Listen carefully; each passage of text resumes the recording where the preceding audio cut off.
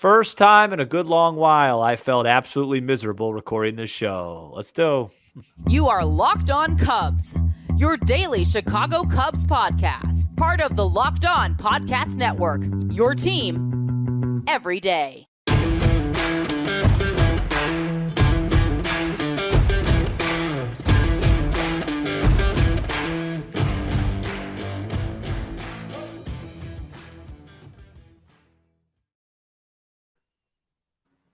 You are Locked On Cubs, part of the Locked On Podcast Network, your team every day.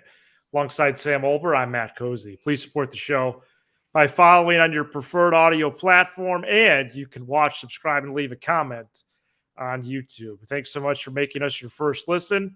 Sam and I are lifelong fans, taking our passion into a discussion with you on all things Cubs. Today's Thursday episode is presented by Game Time. Download the Game Time app.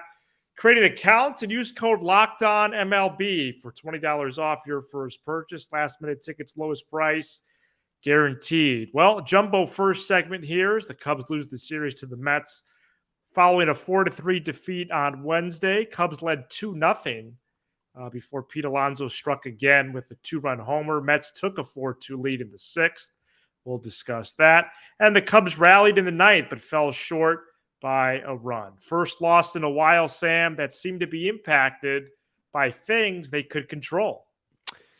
Yeah, I'll preface what I'm about to say by saying, no, the sky is not falling. No, I am not panicking. No, I'm not being overly pessimistic. I'm just frustrated at this specific loss because you are in a pennant race, and it is very hard to sleep at night when you lose a game by beating yourselves. And so you're wondering, well, Sam, what did they do to beat themselves? Well, it started out before the game with a lineup that was designed to face a lefty who was in for like 3 1/3 innings. I'm not going to harp on that too much because it ended up working out in hindsight. Morel hit a homer. Suzuki had a big night. Fine. Let's all laugh at Sam because that worked out, even though you scored 3 runs and even though you're now 4-5 in the second half against left-handed starters with this goofy all-right lineup along with Bellinger. Okay. So then you let Pete Alonso, Matt, as you mentioned, beat you. That's a Hendricks thing. He's got to be better. Okay. That was a horrible pitch. Yeah, horrible pitch. And he threw the ball well today. And he executed beautifulully against Alonso the next time up with the bases loaded. Yeah. You just can't make that pitch. All right. Now where things start to get pointed over to the skipper. And by the way, who I actually gave some praise to today on Twitter, I said, if the Cubs continue to play well, that means Ross is obviously doing something back-to-back years, getting them to play their best ball at the end of the season, because we all kind of thought last year was just a meaningless fluke. And I'm trying to be open because, Matt, the most common question I get asked all the time is, hey, Sam, Cubs are winning. I don't hear you going on the manager because I don't see anything that he's doing differently. They're just hitting. I'm not trying to – I have nothing against David Ross. I just call it like how I see it. And in the sixth inning of today's ball game, he brings in Hayden Wesneski. Matt, 3 lefties were due up out of 4. 3 lefties were due up. Here are the numbers for Hayden Wesneski this year versus righties and lefties. Righties are hitting a slash line of 197, 263, 331. For those that don't have context to what that is, that's basically a pitcher.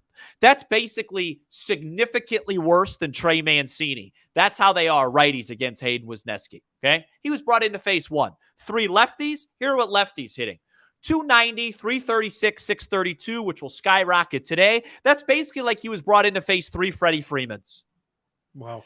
It makes no sense. I'll give Ross the benefit in this case. He doesn't have anybody else in the entire bullpen to get out lefties besides Mark Leiter Jr. Maybe they should think about that. Would have been a nice spot, a landing spot for maybe an Anthony Kay, or maybe who's not on the team. I'm aware of that. Or maybe you should have gotten a lefty. Or if you're going to end up using Leiter Jr. when you're down 2, just use him when the game's tied and figure out the rest later. Okay. So then we fast forward to the 9th inning.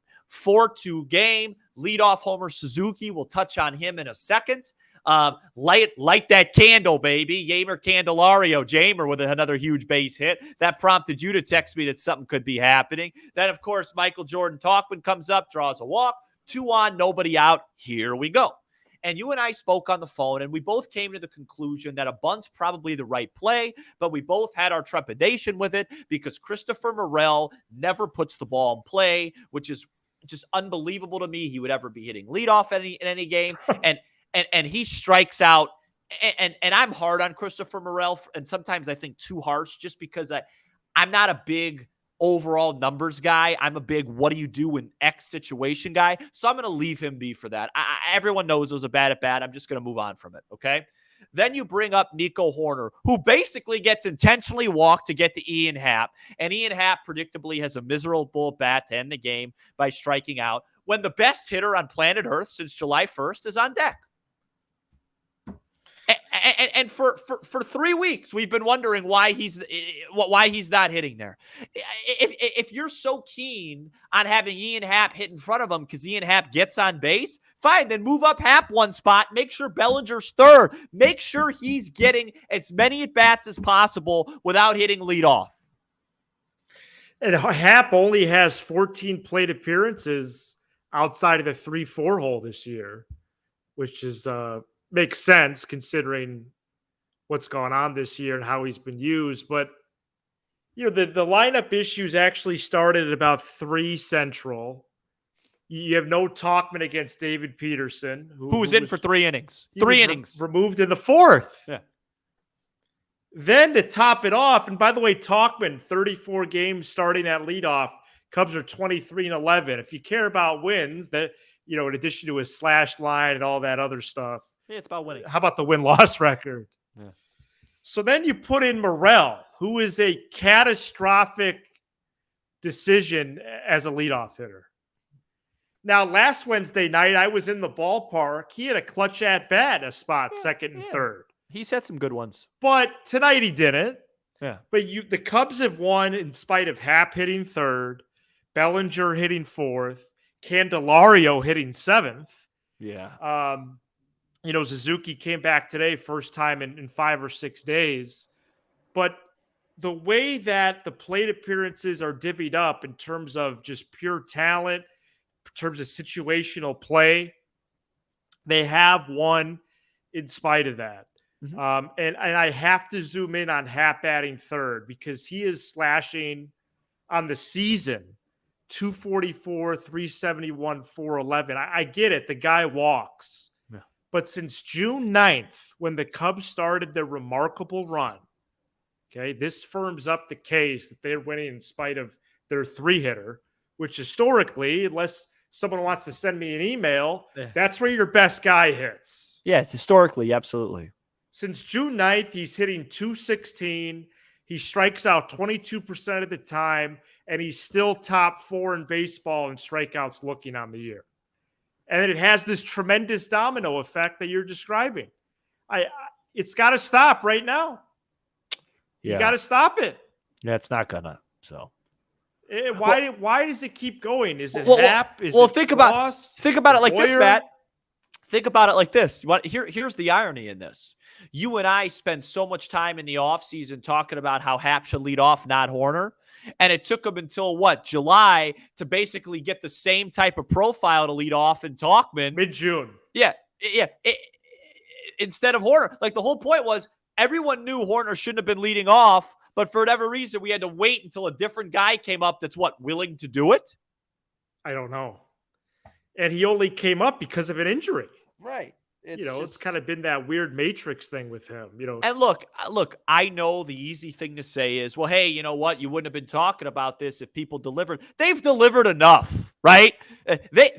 These guys have been hitting the ball at a ridiculous rate for a month straight. Yes. You have to win these games. And they won one on Tuesday night in spite of Ross because Leiter Jr. was standing there watching when Merriweather should have blown the game. Right. You got to find a way. Baseball is all about to getting as much out of things when you're playing well and hanging in there when you're not. And the Cubs didn't have a good offensive series. They didn't have a good defensive series. And oh, by the way, if you want to stick on Ross, the umpiring today was absolutely atrocious. Not one word was said. It was horrible. And in a 1-run loss, Ian Happ had a 2-0 pitch that wasn't even close, called a strike, and he grounded into a double play the next at bat. Those little things. Think about all the things we're talking about right now, and you lost the game by 1 run.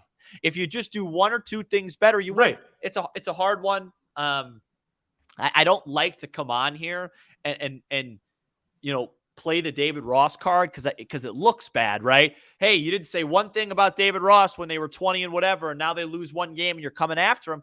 But I just call it like I see it. I felt like that game was poorly managed. I really did. Yeah, of course, Cubs could have hit better. Dansby Swanson went 0 for New York City. Of course. They had the first guy out of the pen, the second pitcher in the game, no one ever heard of. You want to know what's so funny, Matt? In that ninth inning, funny's not the right word, but in the ninth inning, I was angry at 2 walks when Ottavino had that balk where he went over for a third time when it was a 3-2 count to Talkman, man on second, no outs. I was just hoping I'd rather have a man on third, 1 out there for Nick Madrigal than have first and second, no out and have Madrigal bunt because I know Madrigal's going to get that run in. You know what I'm saying? Yeah. But obviously the pitch wasn't close, nothing he could do. So then Madrigal lays down the bunt. And again, that's going to be one to debate. I see it both ways. I think most people would just say, hey, he got the bunt down. Professional hitter needs to make contact. I see the other side. And then when Horner walked, I was like, this is over. Because Horner was our hope, right? Him poking one to right field was what you thought could get the job done. Yeah, and I try not to delve in too much to the, blogosphere, but I saw somewhere about Morel. It's not an advanced, it's someone called it not advance the runners. I don't know, situational or whatever. It's a drive the run in situation. Right. If there's a man on third, less than 2 outs, that's an RBI spot. Yeah, it was just such a. And if the infield's in, you have to elevate the ball. Right. It really is that simple. Now, whether you could do it is another thing. Yeah, he took a pitch right down the middle. And then he didn't even give himself a third swing. So that's really hard. It was a bad at bat. It's a bad at bat. I guess I don't mind the premise of like trying Wesneski in a single inning role. Yeah. But it's a bad spot to do it, and it didn't work. Yeah. I get them trying to do it. I just don't like. But why in this spot? And then why in this spot when then the lefties to throw salt in the wound? Quas, Merriweather, and Leiter pitch in the game and pitch well. Right. Yeah, I think the Cubs have a problem that's going to be solved, and I think we'll talk about it at the end by having Smiley move to the bullpen. Because what's happening is the Cubs have so many righties that don't get lefties out. Tyone's been much better lately, but teams are going to load up on lefties against him, right? Teams are going to load up on lefties against Kyle, and then you have Wesneski, you have all these guys. And so you need a lefty middle reliever to come in and punish them for stacking so many lefties. Because if you look around the lineup, where was the soft landing spot for Wesneski? There's lefties all over the place. How many lefties started the game today for the Mets? Yeah, probably 6. 6 or 7. I mean, Alonso's a righty, Alvarez is a righty, and then that kid Vientos. I think those are the only 3. Yeah. And they're all spread out across the board. So it's frustrating, but there's just other options, right? You could have went Fulmer there. He's had, and he hasn't been great. He hasn't been great against lefties, but it's not as excessive as Wesneski, who literally is against righties as good as it gets against lefties. Yeah, you put it really well with the pitcher versus Freddie Freeman thing. Yeah, it's like it's just not close. So it just felt like it was one of those games. If you got 1 out of 4 or 5 big decisions right, you win it. You got all of them wrong. Right.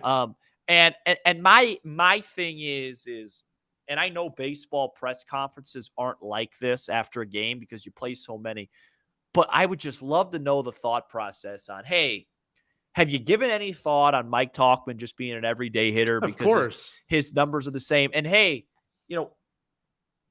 why was Wesneski there with 3 lefties due up? I'm just curious. I just want to know the answer. Yeah, no, I agree with you. Because there might be a good answer. Like David Ross could come out. You don't know unless it's asked. David Ross could come out and say, hey, I hit Morel here because we liked this against Peterson, and that's what happened. I'd say, okay, well, that makes sense. Well, I didn't know that. Yeah. But nothing's ever asked or ever explained. Like Patrick Wisdom getting 2 ABs today, was that necessary when you could just hit? You could hit your second best hitter 2 more times. And in a pennant race, I think you do have to work forwards. Instead of trying to, the ninth Alzolay, eighth Leiter / Merriweather. I think if there's a spot in the sixth with so many lefties, Leiter just has to come in. Deal with the eighth in the eighth.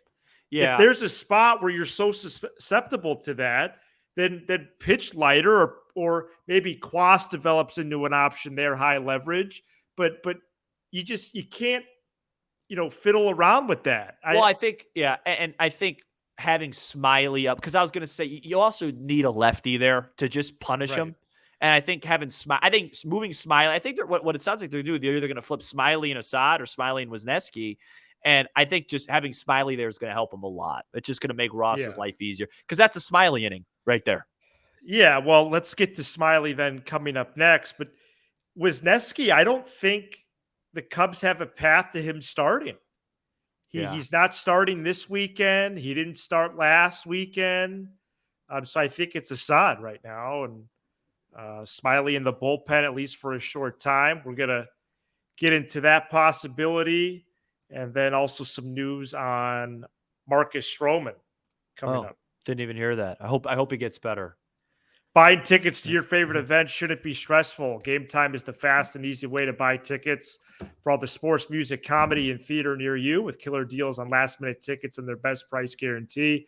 You can stop stressing over the tickets and start getting hyped for the fun you'll have. Forget planning months in advance. Game Time has deals on tickets right up to the day of the event. Cubs return to Wrigley Field on Tuesday against the Crosstown White Sox. Start looking at Game Time for ticket deals for next week against the Southsiders. Snag the tickets without the stress with Game Time. Download the Game Time app, create an account, and use code LOCKEDONMLB for $20 off your first purchase. Terms do apply. Again, create an account, redeem code LOCKEDONMLB for $20 off. Download Game Time today. Last-minute tickets, lowest price guaranteed with Game Time.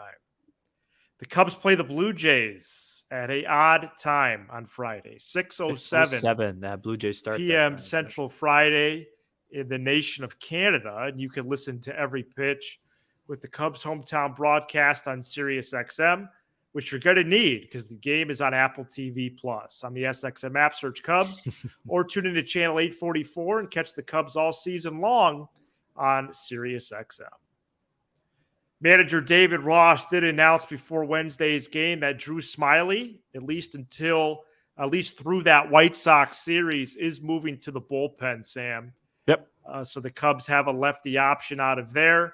We'll see. He started on Monday, so Saturday or Sunday, you have to think he could make his debut in relief.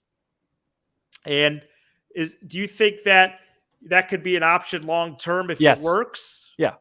You do? Yeah, I think so. And I'm excited to see Assad Friday against the Jays, but I don't know if he's a long-term starting option. But no, hopefully just that one more time because Marcus Stroman is likely returning next week. Either the final game of the White Sox series, that's the day he's eligible to come off the injured list, or then that first game of the Royals series. He needs a couple more days. They want to give him a soft landing.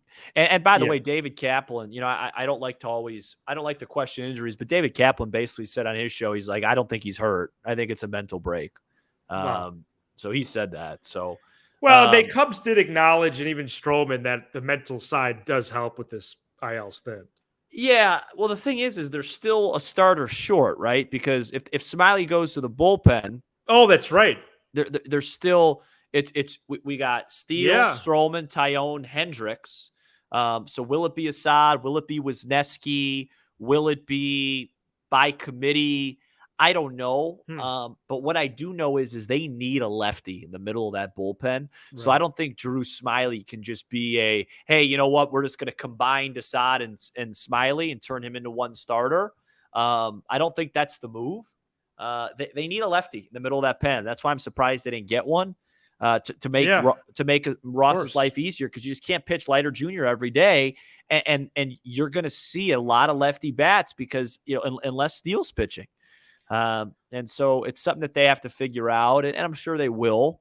But it is what it is. It was a frustrating night. I was surprised by that. In fact, Brooks Raley was the guy that was rumored the day of the deadline. Just need a lefty. Jed claimed they tried, but they didn't get it done. So, yeah, I don't know where that help's going to come from. I've seen the Bailey Horn name from time to time in AAA. But I got news for everybody. No. Offensively, it's comical when reports come out of Des Moines. But even the pitching, has there been a surefire dude from AAA this year? No. Out of the pen? No. And stop with the tweets about the hitters on the iCubs. Stop. Yeah. Everybody hits in AAA.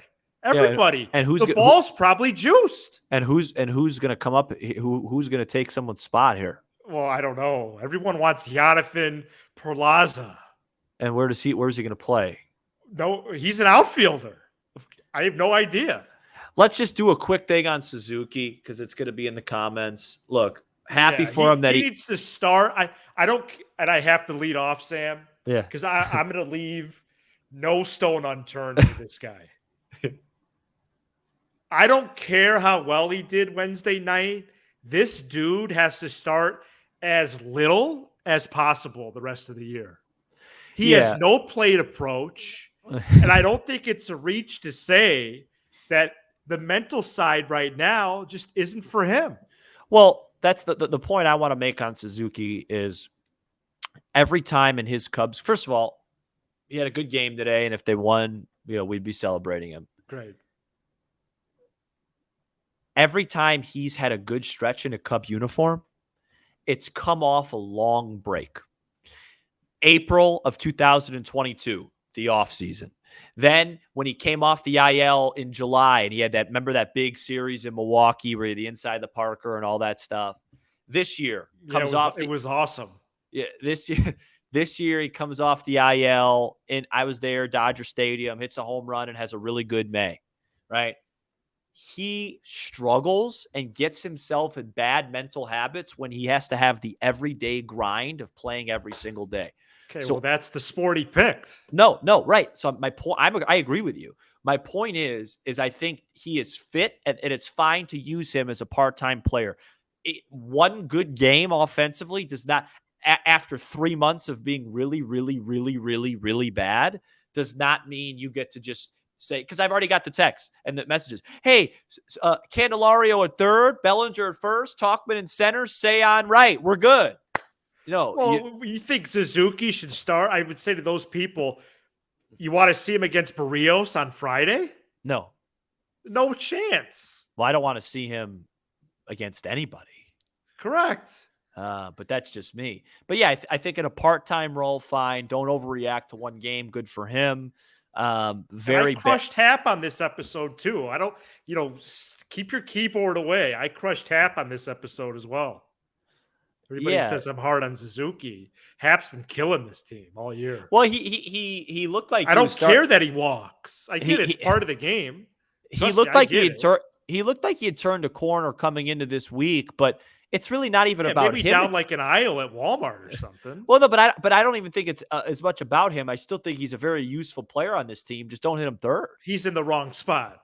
Yeah, right. Okay, It just then he shouldn't be up. He shouldn't be up with the bases loaded. Here, best way I could put it to you like this that's so irritating, and then we can move on because I'm just the show's over.